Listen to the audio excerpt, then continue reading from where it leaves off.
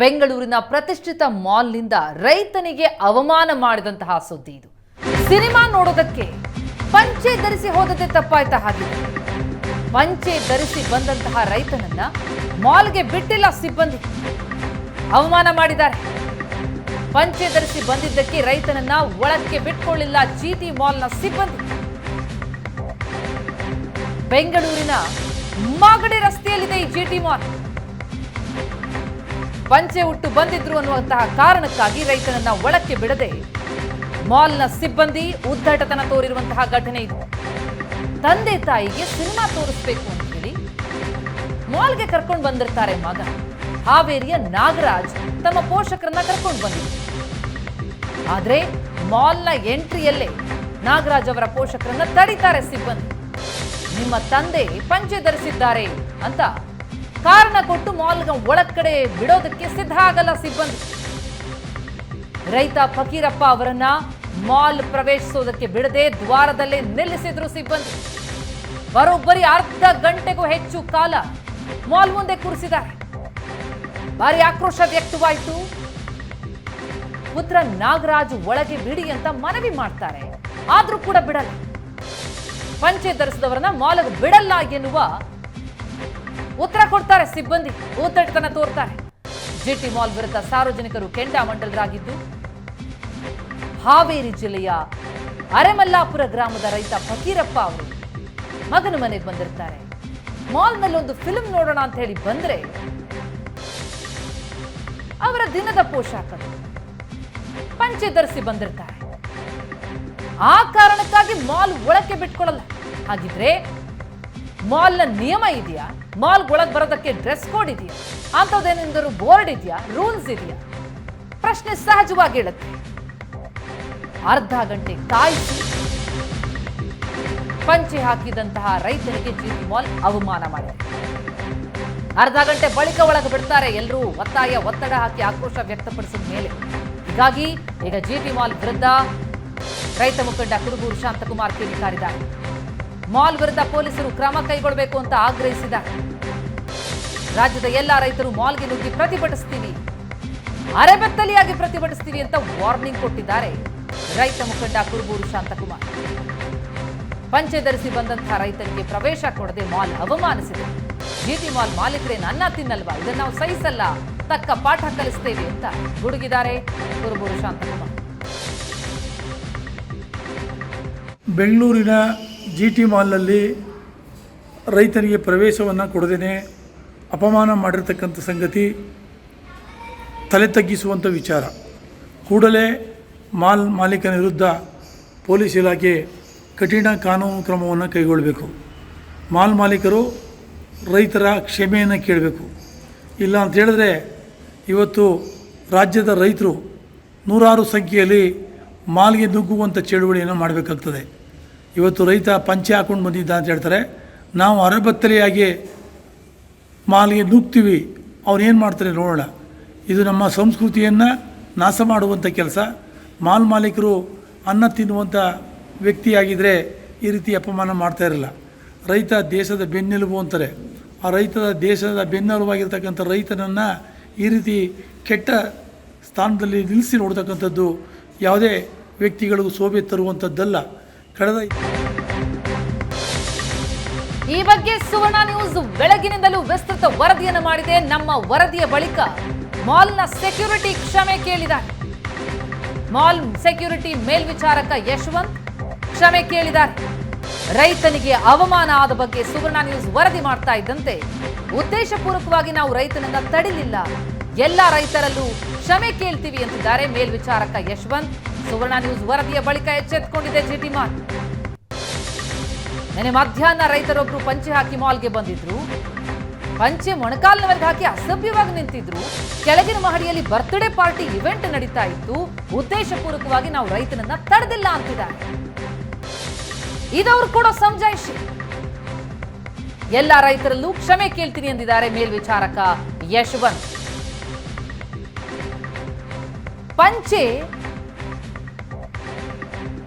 ಪಂಚೆಯಂತಹ ಉಡುಗೆ ಹಾಗಿದ್ರೆ ಅಸಭ್ಯವಾದ ಉಡುಗೆನ ಇವರು ಪಾಲಿಗೆ ಹಾಕಿದ್ರೆ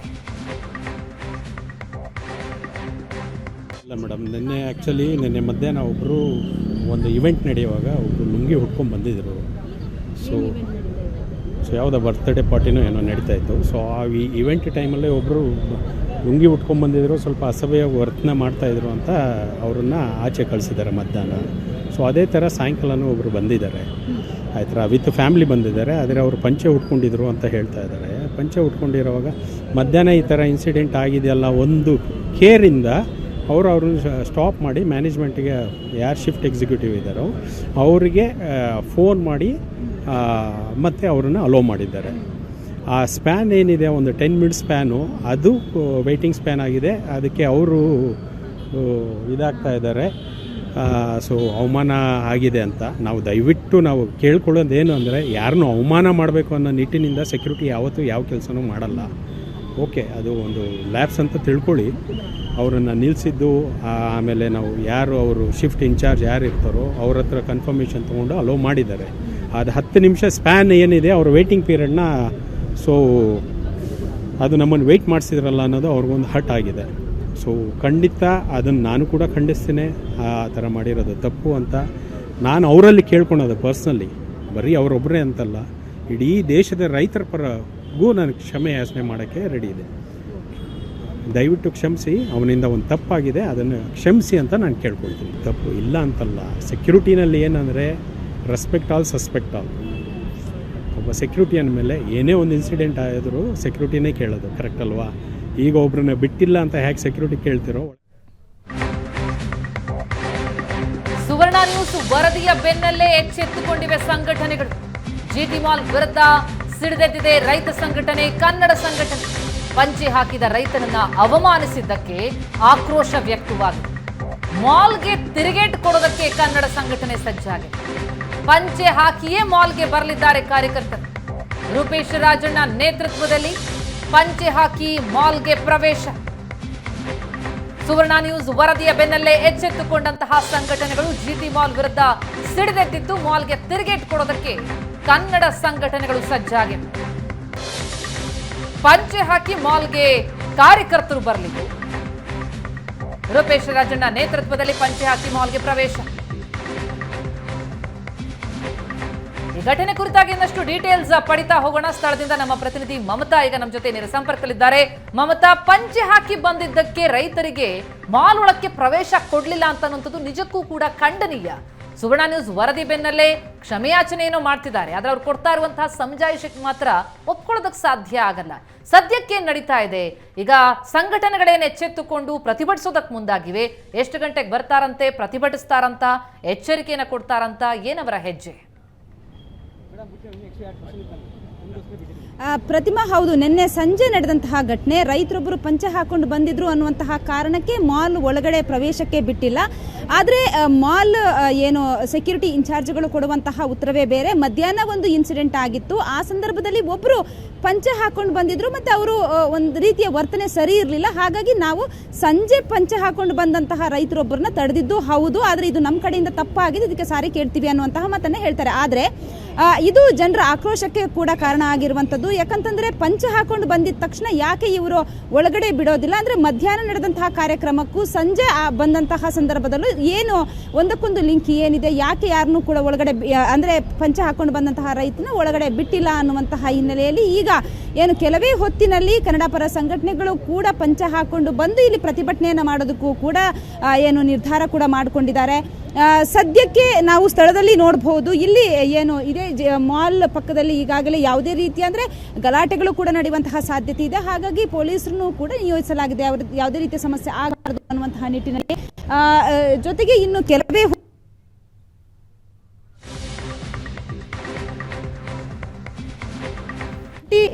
ಇನ್ಚಾರ್ಜ್ ಕೂಡ ಇದ್ದಾರೆ, ಅವ್ರನ್ನ ಮಾತಾಡಿಸ್ತೀನಿ. ಪ್ರತಿಮಾ, ಏನಾಯ್ತು ನಿನ್ನೆ ಅಂತ ಹೇಳಿ. ಸರ್, ಈಗ ನಿನ್ನೆ ಎಷ್ಟೊತ್ತಿಗೆ ಈ ಇನ್ಸಿಡೆಂಟ್ ನಡೆಯಿತು, ಗಮನಕ್ಕೆ ಎಷ್ಟೊತ್ತಿಗೆ ಬಂತು ಇದು ಅಂತ? ಎಸ್ ಮಮತಾ, ತಮ್ಮ ಸಂಪರ್ಕ ಸಾಧ್ಯ ಆಗ್ತಾ ಇಲ್ಲ. ರೈತ ಇನ್ನೋ ಕಾರಣಕ್ಕೂ ಒಳಗೆ ಬಿಡ್ಲಿಲ್ವಾ? ಪಂಚೆ ಹಾಕಿ ಬಂದ್ರೆ ಹಾಗಿದ್ರೆ ಮಾಲ್ ಒಳಕ್ಕೆ ಎಂಟ್ರಿಗಿಲ್ವಾ? ಮಾಲ್ಗೆ ಬರೋದಕ್ಕೆ ಇದೇ ಉಡುಗೆ ತೊಡು ಬರಬೇಕು, ಹೀಗೆ ಬರಬೇಕು ಅನ್ನುವಂಥ ನಿಯಮ ಇದೆಯಾ? ಡ್ರೆಸ್ ಕೋಡ್ ಇದೆಯಾ? ಮಾಲ್ನ ಸಿಬ್ಬಂದಿಯ ಈ ವರ್ತನೆ, ಆ ಮನಸ್ಥಿತಿ ಸಾಕಷ್ಟು ಆಕ್ರೋಶಕ್ಕೆ ಕಾರಣ ಆಗಿದೆ. ಬೆಳಗಿಂದಲೂ ಸುವರ್ಣ ನ್ಯೂಸ್ ಈ ಬಗ್ಗೆ ವಿಸ್ತೃತ ವರದಿ ಮಾಡ್ತಾ ಇದ್ದಂತೆ ನಮ್ಮ ವರದಿಯ ಬೆನ್ನಲ್ಲೇ ಜಿಟಿ ಮಾಲ್ನ ಸೆಕ್ಯೂರಿಟಿ ಮೇಲ್ವಿಚಾರಕ ಯಶವಂತ್ ಅವರು ಕ್ಷಮೆ ಕೇಳಿದ್ರು. ಉದ್ದೇಶಪೂರ್ವಕವಾಗಿ ನಾವು ರೈತನನ್ನ ತಡೆದಿಲ್ಲ, ಹೌದು ತಪ್ಪಾಗಿದೆ, ಎಲ್ಲ ರೈತರಲ್ಲಿ ಕ್ಷಮೆ ಕೇಳ್ತೀವಿ ಅಂತಂದ್ರು ಮೇಲ್ವಿಚಾರಕ ಯಶವಂತ್. ಸುವರ್ಣ ನ್ಯೂಸ್ನ ವರದಿಯ ಬೆನ್ನಲ್ಲೇ ಈಗ ವಿವಿಧ ಸಂಘಟನೆಗಳು, ರೈತ ಸಂಘಟನೆಗಳು, ಕನ್ನಡ ಸಂಘಟನೆಗಳು ಆಕ್ರೋಶವನ್ನ ವ್ಯಕ್ತಪಡಿಸ್ತಾ ಇವೆ, ಎಚ್ಚೆತ್ತುಕೊಂಡಿವೆ. ಹಾಗೆ ಕನ್ನಡ ಪರ ಹೋರಾಟಗಾರರಾದಂತಹ ವಾಟಾಳ್ ನಾಗರಾಜ್ ಅವರು ಸುವರ್ಣ ನ್ಯೂಸ್ಗೆ ಪ್ರತಿಕ್ರಿಯೆ ಕೊಟ್ಟರು. ಈ ಘಟನೆಗೆ ಸಂಬಂಧಪಟ್ಟಂತೆ ಹೇಳಿದ್ದೇನು ವಾಟಾಳ್ ನಾಗರಾಜ್, ಕೇಳೋಣ ಬನ್ನಿ. ವಾಟಾಳ್ ನಾಗರಾಜ್ ಅವರೇ ನಮಸ್ತೆ. ನಮಸ್ಕಾರ. ನಿಜಕ್ಕೂ ಈ ಮಾಲ್ನಲ್ಲಿ ನಡೆದಂತಹ ಘಟನೆ ಅವಮಾನಕರ ಮತ್ತು ಅಮಾನವೀಯ. ನಮ್ಮ ಸಾಂಸ್ಕೃತಿಕ ದಿರಿಸಾಗಿರುವಂತಹ ಪಂಚೆ ಧರಿಸಿ ಬಂದ ರೈತನಿಗೆ ಒಳಗ್ ಬಿಡಲ್ಲ ಅಂತಂದ್ರೆ ಏನರ್ಥ ಅಂತ ಇವ್ರು ನಿಜಕ್ಕೂ ಕ್ಷಮೆ ಯಾಚಿಸ್ಬೇಕಲ್ವಾ ಆ ರೈತನನ್ನ? ಬರೀ ಕ್ಷಮೆ ಯಾಚಿಸೋದು ಒಂದೇ ಅಲ್ಲ, ಆ ಬಿಟಿ ಮಾಲ್ನ ಮುಚ್ಚಬೇಕು. ಸರ್ಕಾರಕ್ಕೆ ಏನಾದರೂ ಗೌರವ ಇದ್ರೆ, ಸರ್ಕಾರಕ್ಕೆ ನಿಜವಾಗ್ಲೂ ಇದೊಂದು ಬಹಳ ಅತ್ಯಂತ ಅಮಾನವೀಯ ಅಂತ ಇದ್ರೆ ಈ ಕೂಡಲೇ ಸರ್ಕಾರಕ್ಕೆ ಪೊಲೀಸ್ನವ್ರು ಹೋಗಿ ಅದನ್ನ ಮುಚ್ಚಿಸ್ಬೇಕು. ಅದು ಹಂಗೆಲ್ಲ ಹುಚ್ಚುಚ್ಚಾಗಿ ಮಾಡಕ್ ಆಗೋದಿಲ್ಲ.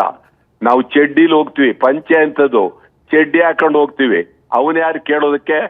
ನಾವು ಕೊಡ್ತೀವಿ, ದುಡ್ಡು ಕೊಡ್ತೀವಿ, ಸಾಮಾನು ತಗೊಂಡ್ಬರ್ತೀವಿ. ಅದು ಬಿಟ್ಟು ಇದು ಬಹಳ ಅತ್ಯಂತ, ಇದು ಬಹುಶಃ ಬ್ರಿಟಿಷರ ಕಾಲದಲ್ಲೂ ಈ ತರ ಇರಲಿಲ್ಲ. ಇದಂತೂ ಅತ್ಯಂತ ಅಮಾನವೀಯ, ಒಳ್ಳೇದಲ್ಲ, ಒಳ್ಳೆ ಸೂಚನೆ ಅಲ್ಲ.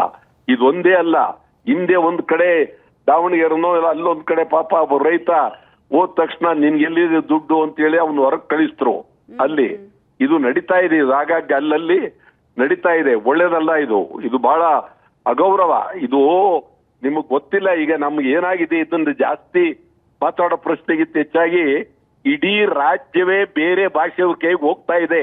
ಇಡೀ ರಾಜ್ಯವೇ, ಯಾರಿಗೂ ಏನು ಬೇಕಾಗಿಲ್ಲ. MLA ಗಳಿಗೆ ಬೇಕಾಗಿಲ್ಲ, MP ಗಳಿಗೆ ಬೇಕಾಗಿಲ್ಲ, ಸರ್ಕಾರಕ್ಕೆ ಬೇಕಾಗಿಲ್ಲ, ಯಾರಿಗೂ ಬೇಕಾಗಿಲ್ಲ. ಬೆಂಗಳೂರು ಹೊರಗಡೆಯವ್ರ ಕೈ ಹೋಗಿದೆ, ಕರ್ನಾಟಕ ಹೊರಗಡೆಯವ್ರಿಗೆ ಹೋಗಿದೆ. ಆಯ್ತಾ? ಇದೆಲ್ಲ ನೋಡ್ತಾ ಇದ್ರೆ ಬಹಳ ನೋವಾಗುತ್ತೆ. ಇದು ನಿಜವಾಗ್ಲೂ ಬರ್ತಾ ಬರ್ತಾ ಇನ್ನೂ ಅಪಾಯಕ್ಕೆ ಹೋಗ್ತೀವಿ ನಾವು. ಬರೀ ರೈತರೊಂದೇ ಅಲ್ಲ, ಕನ್ನಡಿಗರು, ಕರ್ನಾಟಕದ ಪರಿಸ್ಥಿತಿ, ರೈತರ ಪರಿಸ್ಥಿತಿ ಇನ್ನೂ ಹೀನಾಯವಾಗುತ್ತೆ. ಸರ್ಕಾರಗಳು ಯಾವ ಇದನ್ನ ಪ್ರಾಮಾಣಿಕವಾಗಿ ಚಿಂತನೆ ಮಾಡ್ತಾ ಇಲ್ಲ. ಸರ್ಕಾರಕ್ಕೆ ನಿಜವಾಗ್ಲೂ ಒಂದು ಕಾಳಜಿ ಇದ್ರೆ ಕೂಡಲೇ ಈ ಬಿಟಿ ಮಾಲ್ನ ಮುಚ್ಚಿಸ್ಬೇಕು, ಅವನ ಮೇಲೆ ಮೊಕದ್ದಮೆ ಹಾಕ್ಬೇಕು, ಅವನ್ನ ಬಂಧನ ಮಾಡಬೇಕು. ಇದು ಬಹಳ ಅತಿ ಮುಖ್ಯವಾಗಿ ಮಾಡಬೇಕಾಗಿರ್ತಕ್ಕಂಥದ್ದು. ಓಕೆ, ಈಗ ನಮ್ಮ ಸಂಸ್ಕೃತಿಯಲ್ಲಿ ಬಟ್ಟೆ ಬರೆ ವಿಚಾರಕ್ಕೆ ಸಂಬಂಧಪಟ್ಟಾಗ ಒಂದಷ್ಟು ಸಂಪ್ರದಾಯಗಳಿದೆ ವಾಟಾಳ್ ನಾಗರಾಜ್ ಅವರೇ. ಈಗ ಪಂಚೆ, ಸೀರೆ ಅಂತ. ಈಗ ಜಿಟಿ ಮಾಲ್ ಒಳಗಡೆ ಪಂಚೆ ಹಾಕೊಂಡು ಬಂದ್ರು ಅನ್ನೋ ಕಾರಣಕ್ಕೆ ಬಿಟ್ಟಿಲ್ಲ, ನಾಳೆ ಸೀರೆ ಹಾಕೊಂಡು ಬಂದ್ರು ಅಂತಾನೂ ಇವ್ರು ಬಿಡೋದಿಲ್ಲ. ಅಂತದೊಂದು ಮನಸ್ಥಿತಿ ಇಲ್ಲ. ಅದನ್ನೇ ನಾನು ಏನ್ ಹೇಳ್ತೀನಿ, ಚಡ್ಡಿ ಹಾಕೊಂಡು ಹೋಗ್ತೀವಿ. ಈಗ ಚಡ್ಡಿ ಒಂದು ಫ್ಯಾಷನ್ ಆಗಿದೆ, ನಿಮಗ್ ಗೊತ್ತಿರಬೇಕು. ಎಲ್ಲೆಲ್ಲಿ ಚಡ್ಡಿ ಹಾಕ್ತಾರೆ, ಇದು ದೇಶ ವಿದೇಶದಲ್ಲಿ ಚಡ್ಡಿ ಹಾಕ್ತಾರೆ. ನಮ್ ಚಡ್ಡಿ, ಅದರಲ್ಲೂ ಚಡ್ಡಿ ಅಂತ ಅಂದ್ರೆ ಮಂಡ್ಯ ಚಡ್ಡಿ ಅಂದ್ರೆ ಬಹಳ ಅತ್ಯಂತ ಪ್ರಸಿದ್ಧಿಯಾದ್ದು. ಈ ತರ ಚಡ್ಡಿನಲ್ಲಿ ಹಿಂದೆ KV ಶಂಕರೇಗೌಡರು ಅಂತೇಳಿ ಭಾರಿ ದೊಡ್ಡ ಅತ್ಯಂತ ಹಿರಿಯ ರಾಜಕಾರಣಿ, ಅವರು ಅಲ್ಲಿ ನೀರಾವರಿಗೋಸ್ಕರವಾಗಿ ದೇವರಾಜ ಅರಸು ಸರ್ಕಾರದಲ್ಲಿ ವಿರೋಧ ಮಾಡಬೇಕು ಅಂತ ಭಾರಿ ಮೆರವಣಿಗೆ ಮಾಡಿದ್ರು. ಆವಾಗ ಚಡ್ಡಿ ಮೆರವಣಿಗೆ ಅಂತಲೇ ಇಟ್ರು. ಬೆಂಗಳೂರಿನಲ್ಲಿ ಚಡ್ಡಿ ಮೆರವಣಿಗೆ ದೇವರಾಜ ಅರಸು ಮುಖ್ಯಮಂತ್ರಿ ಆಗಿದ್ದಾಗ. ಇದು ನಾವು ಗೌರವವಾಗಿ ಹಾಕೊಳ್ತೀವಿ ಬಟ್ಟೆ. ನಮಗ್ ಗೊತ್ತಿದೆ, ನಾವು ಬಟ್ಟೆ ಹಾಕೋದು ನಮ್ಗೆ ಗೊತ್ತಿದೆ. ಪಂಚೆ ನಮ್ದು, ಪಂಚೆ ಇರ್ಬೋದು, ಪಂಚೆಯಲ್ಲಿ ಕಚ್ಚೆ ಇರ್ಬೋದು, ಜುಬ್ಬ ಇರ್ಬೋದು, ಮತ್ತು ಪೇಟ. ಇವತ್ತು ನೀವು ಸ್ವಲ್ಪ ಗಮನಿಸಬೇಕು, ಹೊಸ ಪಾರ್ಲಿಮೆಂಟ್ ಏನ್ ಬಂದಿದೆ ಡೆಲ್ಲಿನಲ್ಲಿ, ಪಾರ್ಲಿಮೆಂಟಿನಲ್ಲಿ ಸ್ಪೀಕರ್ ಪಕ್ಕದಲ್ಲಿ ನಿಂತ್ಕೊಳ್ತಕ್ಕಂತ ವ್ಯಕ್ತಿ ನಮ್ಮ ಕರ್ನಾಟಕದ ಸಂಸ್ಕೃತಿ ಪೇಟ ಹಾಕೊಂಡು ನಿಲ್ತಾರೆ. ನೀವು ಗಮನಿಸ್ಬೇಕು. ನೀವು ಪೇಟ, ಅದೊಂದು ಖುಷಿ. ಸ್ಪೀಕರ್ ಪಕ್ಕದಲ್ಲಿ ಕರ್ನಾಟಕದ ಸಂಕೇತ ಪೇಟ ಯಾರು? ಸರ್ ಎಂ ವಿಶ್ವೇಶ್ವರರು ಹಾಕೊಳ್ತಿದ್ರು, ಕೆಂಗಲ್ ಹನುಮಂತೇನವರು ಹಾಕೊಳ್ತಿದ್ರು, ವಾಟಾಳ್ ನಾಗರಾಜ, ಇದೆಲ್ಲರೂ ಪೇಟ ಹಾಕೊಂಡಿದ್ದಾರೆ ಕರ್ನಾಟಕದಲ್ಲಿ. ಪೇಟ ಅನ್ನೋದೊಂದು ಕರ್ನಾಟಕದ ಇತಿಹಾಸ. ಈ ರೀತಿ ಸುವರ್ಣ ನ್ಯೂಸ್ ವರದಿ ಮಾಡ್ತಾ ಇದ್ದಂತೆ ಎಚ್ಚೆತ್ತುಕೊಂಡಂತಹ ಕನ್ನಡ ಪರ ಹೋರಾಟಗಾರರು ಸಂಘಟನೆಗಳು ಈಗ ಆಕ್ರೋಶವನ್ನ ಹೊರಹಾಕ್ತಾ ಇದ್ದಾರೆ. ಮಾಲ್ ಕ್ಷಮೆ ಯಾಚಿಸಬೇಕು ಅಂತಲೇ ಆಗ್ರಹಿಸಿದ್ದಾರೆ. ಜೊತೆಗೆ ಮಾಲ್ನ ಮುಚ್ಚಬೇಕು ಅಂತಲೂ ಕೂಡ ವಾಟಾಳ್ ನಾಗರಾಜ್ ಆಗ್ರಹಿಸಿದ್ದು ಸರ್ಕಾರ ಕ್ರಮ ಕೈಗೊಳ್ಳಿ ಅಂತ ಹೇಳಿ ಕುರುಬೂರು ಶಾಂತಕುಮಾರ್ ಅವರು ಆಗ್ರಹಿಸಿದ್ದಾರೆ. ರೈತ ಅನ್ನೋ ಕಾರಣಕ್ಕೆ ಪಂಚೆ ಧರಿಸಿ ಬಂದ ಅನ್ನೋ ಕಾರಣಕ್ಕಾಗಿ ಮಾಲ್ ಒಳಗೆ ಬಿಡಲ್ಲ ಅಂತಂದ್ರೆ ಇದೆಂತಹ ವರ್ತನೆ? ಇದು ನಿಜಕ್ಕೂ ಖಂಡನೀಯ. ಸುವರ್ಣ ನ್ಯೂಸ್ ವರದಿಯ ಬೆನ್ನಲ್ಲೇ ಕ್ಷಮೆ ಕೇಳಿದ್ದಾರೆ ಮಾಲ್ನ ಸೆಕ್ಯೂರಿಟಿ ಮೇಲ್ವಿಚಾರಕರು. ಉದ್ದೇಶಪೂರ್ವಕವಾಗಿ ನಾವು ರೈತನನ್ನು ತಡೆದಿಲ್ಲ, ಎಲ್ಲಾ ರೈತರಲ್ಲೂ ಕ್ಷಮೆ ಕೇಳ್ತೀವಿ ಅಂತಂದ್ರು ಮಾಲ್ನ ಮೇಲ್ವಿಚಾರಕರಾದಂತಹ ಯಶವಂತ್. ತಪ್ಪಾಗಿದೆ ನಿಜ. ಮಧ್ಯಾಹ್ನದ ಹೊತ್ತಿಗೆ ಯಾರೋ ಒಬ್ರು ಪಂಚೆ ಧರಿಸಿ ಬಂದಂಥವರು ಕೊಂಚ ಅಸಭ್ಯವಾಗಿ ವರ್ತಿಸಿದ್ರಿಂದಾಗಿ ಸಂಜೆ ಬಂದಂತಹ ಈ ರೈತರನ್ನ ಕೂಡ ಅದೇ ರೀತಿಯಲ್ಲಿ ಗಮನಿಸಲಾಯಿತು. ತಪ್ಪಾಗ್ಬಿಟ್ಟಿದೆ ನಮ್ಮಿಂದ, ಕ್ಷಮೆ ಕೇಳ್ತೀವಿ ಅಂತಿದ್ದಾರೆ ಮೇಲ್ವಿಚಾರಕ ಯಶವಂತ್.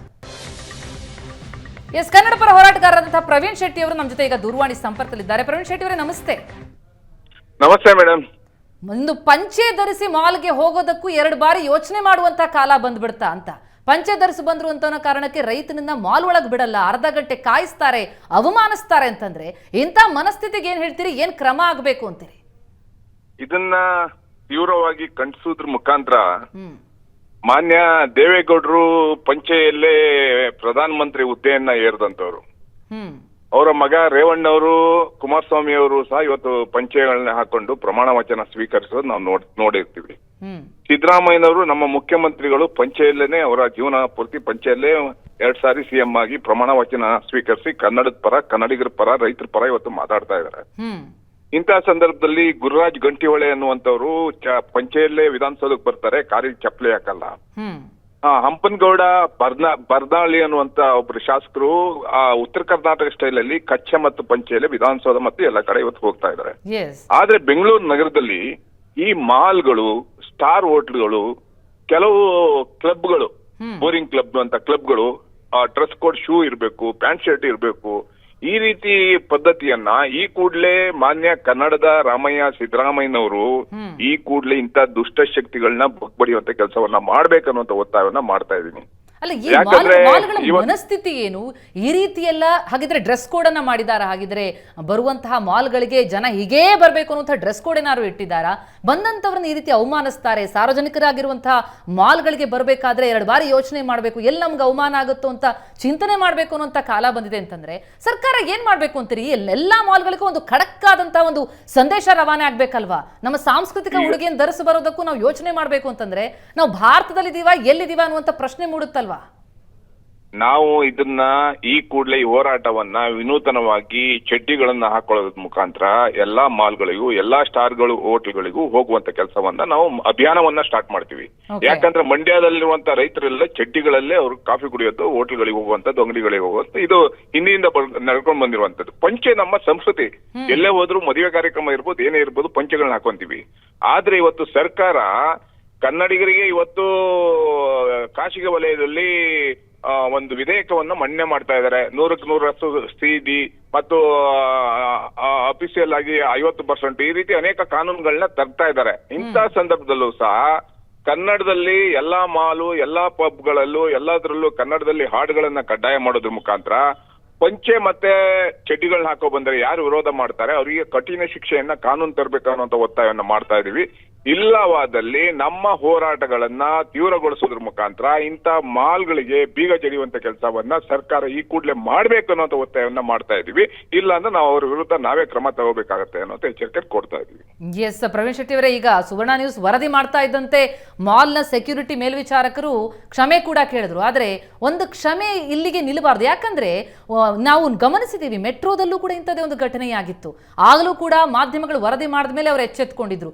ಯಾರೋ ವರದಿ ಮಾಡಿ ಮಾಧ್ಯಮಗಳು ಎಚ್ಚರಿಕೆಯನ್ನ ಕೊಟ್ಟು ಮೇಲಷ್ಟೇ ಅವರಿಗೆ ಎಚ್ಚರಿಕೆ ಬರುತ್ತಾ? ಅವರ ಮನಸ್ಥಿತಿ ಏನು ಅಂತ ಅನ್ನೋದು ಬಹಳ ದೊಡ್ಡ ಪ್ರಶ್ನಾರ್ಹ ಆಗತ್ತೆ. ನಾವು ಧರಿಸುವಂತಹ ಉಡುಗೆಯ ಬಗ್ಗೆ ಕೂಡ ವಿವರಣೆ ಕೊಟ್ಟು ಈಗ ಮಾಲ್ ಒಳಗೆ ಎಂಟ್ರಿ ಕೊಡಬೇಕಾದಂತ ಪರಿಸ್ಥಿತಿ ಇದೆಯಾ ಅಂತ. ಇವತ್ತು ಪಂಚೆ, ನಾಳೆ ಸೀರೆ, ಎಲ್ಲ ಉಡುಗೆಗಳಿಗೆ ಇವರು ಬ್ರೇಕ್ ಹಾಕ್ತಾರಾ ಅಂತ ಅನ್ನುವಂತ ಒಂದು ಪ್ರಶ್ನೆ ಮೂಡುತ್ತೆ ಅಂತ. ನಿಮ್ಮ ಈ ಅಭಿಯಾನ ಇದೆಯಲ್ಲ, ಅದಕ್ಕೆ ತುಂಬಾ ಧನ್ಯವಾದಗಳು. ಈ ಅಭಿಯಾನ ಇದೇ ರೀತಿ ಮುಂದುವರಿಬೇಕಾಗತ್ತೆ. ಅಂದ್ರೆ ಇದು ಒಂದು ಕಡೆ ನಡೀತಾ ಇರುವಂತದ್ದಲ್ಲ. ದಿನ ಕಡೆ ಎಷ್ಟೋ ಜನ ಸ್ಟಾರ್ ಯಾವ ಹೋಟೆಲ್ಗಳಿಗೆ ಹೋದ್ರೆ ಕನ್ನಡದಲ್ಲಿ ಮಾತಾಡಿದ್ರೆ ಅವರಿಗೆ ಅರ್ಥನೇ ಆಗಲ್ಲ. ಕನ್ನಡ ಬರ್ದಿರೋದು, ಕನ್ನಡ ಮಾತಾಡೋರಿಗೆ ಗೌರವನೇ ಇಲ್ಲ. ಆ ಪರಿಸ್ಥಿತಿ ಬೆಂಗಳೂರು ನಗರದಲ್ಲಿ ನಿರ್ಮಾಣ ಆಗಿದೆ. ಅದಕ್ಕಾಗಿ ಅದನ್ನು ಹೋಗಾಡಿಸ್ಬೇಕಾದ್ರೆ ಎಲ್ಲರೂ ಒಟ್ಟಿಗೆ ಸರ್ಕಾರ ಉಗ್ರವಾದಂತ ಕೆಲವು ಕೆಲಸಗಳನ್ನ ಮಾಡ್ಬೇಕಾಗತ್ತೆ. ಕನ್ನಡ ಹಾಡುಗಳನ್ನ ಯಾಕಲ್ಲ, ಕನ್ನಡ ಮಾತಾಡೋರೇ ಇಲ್ಲ. ಏನು ಎಲ್ಲಿ ಹೋಗಿದೆ ನಮ್ಮ ಬೆಂಗಳೂರು ನಗರ? ಯಾರು ಕೈ ಕೊಡ್ತಾ ಇದೀವಿ? ಯಾವ ಪರಿಸ್ಥಿತಿ ಬಂದಿದೆ ಬೆಂಗಳೂರು ನಗರಕ್ಕೆ? ಎಲ್ಲ ಬೇರೆ ಕಡೆಯಿಂದ ಬಂದವರ ದೌರ್ಜನ್ಯ ನಡೀತಾ ಇದೆ, ದಾಳಿ ನಡೀತಾ ಇದೆ ಕನ್ನಡಿಗರ ಮೇಲೆ, ಕನ್ನಡ ಭಾಷೆ ಮೇಲೆ ನಡೀತಾ ಇದೆ, ಕನ್ನಡ ಸಂಸ್ಕೃತಿ ಮೇಲೆ ನಡೀತಾ ಇದೆ, ಇವತ್ತು ಪಂಚೆ ಮೇಲೆ ನಡೀತಾ ಇದೆ, ನಾಳೆ ಸೀರೆ ಮೇಲೆ ನಡೀತಾ ಇದೆ. ಇದನ್ನ ನಾವು ಖಂಡಿತವಾಗಲೂ ಸರ್ಕಾರ ಎಚ್ಚೆತ್ಕೋಬೇಕಾಗತ್ತೆ. ಅದರ ವಿರುದ್ಧ ಉಗ್ರವಾದಂತಹ ಕ್ರಮವನ್ನ ತಗೋಬೇಕನ್ನೋ ಒತ್ತಾಯವನ್ನ ಮತ್ತೊಮ್ಮೆ ಮಾಡ್ತಾ ಇದ್ದೀನಿ. Thank you so much Praveen Shetty ಅವರೇ, ಸುವರ್ಣ ನ್ಯೂಸ್ ಜೊತೆ ಮಾತನಾಡಿದ್ದಕ್ಕೆ.